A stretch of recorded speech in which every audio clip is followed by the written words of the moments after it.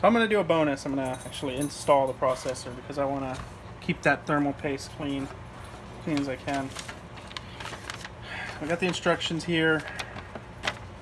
We're going to follow these here. No, these here. These. Always going to double check everything. First thing we're going to do is we're going to open it up, which I already did. Open up the pin there. Now, one thing you want to do when you're doing a processor is, of course, you want it to be grounded. That's why I'm using the box to give me a grounded space. It's not going to create any static, not going to fry anything. You see this triangle right here. That's going to go to the triangle right there. So triangle to triangle. Slowly and carefully, we're going to lock that down. Okay, now that's on there secure. Next, we'll look here. CPU fan goes here, so just gonna get this. You want to carefully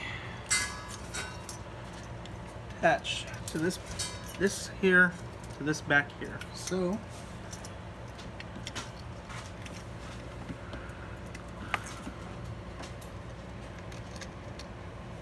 it's loose.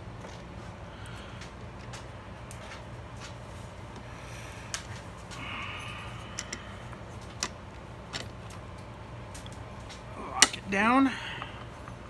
That's installed. Now, some people do this, some people don't. I'm gonna knot here just because the excess cable, I don't want to get in the way. We're going to connect CPU fan right there. Now it's all installed. CPU fan, you'll see on the motherboard here, it's written out for you.